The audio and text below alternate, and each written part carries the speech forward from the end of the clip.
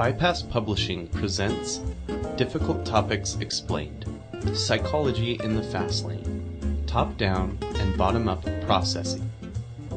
In talking about perception, top-down and bottom-up processing is a topic that's continually debated by psychologists and has been for a long time. How are sensation and perception related to cognition? Is perception constructed by cognition? Act to direct cognition? These are the questions that lead us to these different approaches. Let's start with bottom-up processing. Bottom-up processing is data-driven, and it states that perception directs cognition. That is, we start at the bottom with observable patterns, and these inform our higher-order cognitive processes. Now I can simplify this a little bit with an example.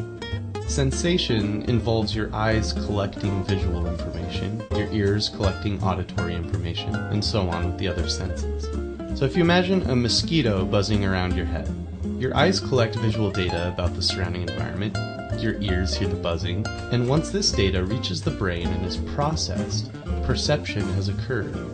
The cognitive component then takes over, and the intention to swat the bug is formed and transmitted into action. So the bottom-up process says that this outside data is used by the brain's cognitive processes to do things like make decisions and determine behavior. Top-down processing. Have you ever woken up in the middle of the night and shuffled to the refrigerator or bathroom in the dark? Sure, all of us have. But this is where the concept of top-down processing enters the picture. This approach states that our behavior is influenced by conceptual data housed within the higher-order cognitive processes that construct our experiences and expectations.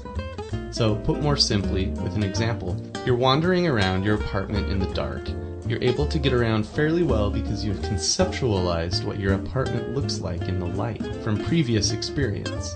That is top-down processing, because your perception and behavior was driven by what you expected to see, not just by the visual data alone. So, bottom-up processing states that perception directs cognition or behavior, and top-down processing states that perception is constructed by cognition.